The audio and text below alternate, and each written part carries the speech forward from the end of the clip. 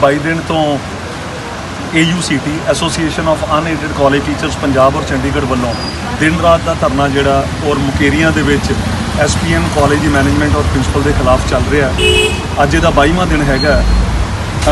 ये धरना जोड़ा हैगा मेरी टर्मीनेशन हुई सी 23/6/2021 में।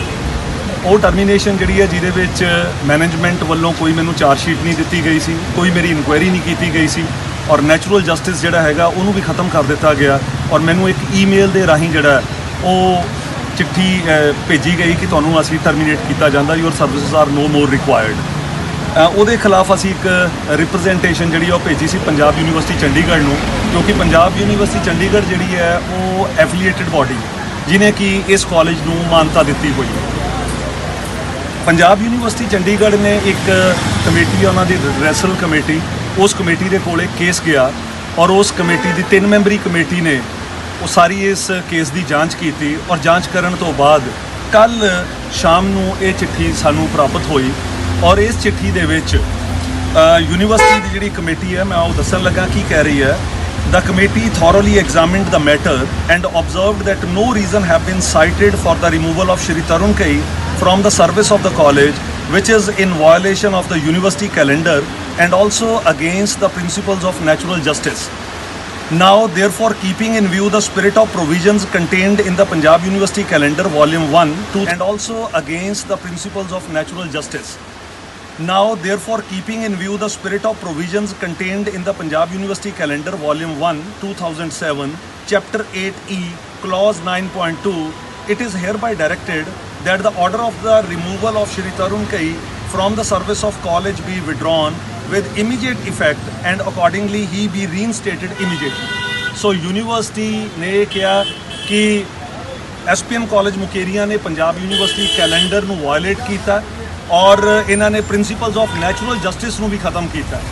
और इसलिए यूनीवर्सिटी इन्होंने ऑर्डर कर दिया, डायरैक्ट कर दिया कि प्रोफैसर कई नूं जिहड़ा है वो उन्हां दी जिहड़ी जिहड़े इन्हां नूं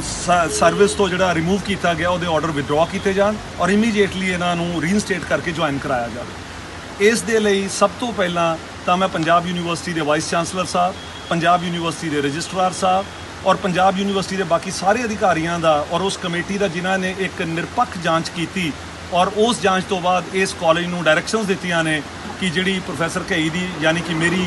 गलत टर्मीनेशन इस कॉलेज ने की सीगी उन्होंने ख़त्म किया जाए और मैनू जल्द तो जल्द बहाल किया जाए। मैं अज ही कॉलेज नूं एक मेल कर रहा जिहदे विच मैं उन्होंने बेनती कर रहा कि पंजाब यूनीवर्सिटी के हुक्मां नूं जिहड़ी कि हायर अथॉरिटी है उहदे हुक्मां नूं मन्निया जाए और मैनू जल्द तो जल्द कॉलेज दे विच ज्वाइन करन दी आग्या दित्ती जाए। दी मैं बधाई सारे भाईचारिਆਂ ਨੂੰ देना ते दूजी गल ये कि संयुक्त किसान मोर्चा भारत ਜਿਹੜਾ ਸਾਡਾ ਉੱਥੇ किसानी अंदोलन चला रहा है लंबे समय तो साडा अंदोलन ਜਿਹੜਾ ਉਹ पूरे विश्व ਦੇ ਵਿੱਚ फैल चुੱਕਿਆ। सो ਉਹਦੇ ਤੋਂ ਜਿਹੜਾ ਆ ਸੇਧ ਲੈ ਕੇ ਪ੍ਰੋਫੈਸਰ ਧਰਨ ਕਈ ਜੀ ਨੇ ਇੱਥੇ ਇਹ ਧਰਨਾ ਸ਼ੁਰੂ ਕੀਤਾ ਸੀ। ਸੋ मैं पंजाब भारत के पूरे विश्व के विच बैठे जिहड़े साडे प्यारे लोग है उन्होंने ये सुनेहा देना चाहुंदा है कि इंसाफ लैण दे लई जिहड़ा ये मोर्चा है, इंसाफ मोर्चा संघर्ष का जिहड़ा मोर्चा है, ये इंसाफ जिहड़ा इस अदालत दे विच सब तो जिहड़ा है बहुत जल्दी छेती मिलता है जदों कि कोर्टां दे विच असीं 20 30 साल धक्के खांदे हैं। इस करके सानू जिहड़ा है वो इस जिहड़ा साडा संयुक्त किसान मोर्चा है उहदे तो ये सेध मिली। सो इस जिहड़ा है ना इहदे उत्ते चलदे होए इस तरह तुसीं जिहड़ा मोर्चे जिहड़े अपने सफल बनाओ ते समुचे किसान मजदूर ते मुलाजम एक मंच के उत्ते इकट्ठे होके जिद्दां अंबानियां ते अंडानियां के खिलाफ असीं लड़ाई लड़ रहे हैं जमीनां बचाउण दे लई अपने बच्चों का भविख बचाउण दे लई, इस तरह ही कोई भी साडा संघर्ष है वो तुसीं एक मंच के उत्ते इकट्ठे होकर लड़ो। ये जिहड़ियां कॉलेज दीयां मैनेजमेंटां जां जिहड़ियां करप्ट सरकारां आ इन्हां नूं जिहड़ी नकेल है वो जिद्दां असीं इस मोर्चे राहीं पाई है ते इस तरह जिहड़ा वो असीं हमेशा नकेल पा के ते अपने जिहड़े बनदे हक है संविधानिक मौलिक अधिकार है जिहड़े उन्हां नूं प्राप्त करांगे। वाहिगुरू जी का खालसा वाहिगुरू।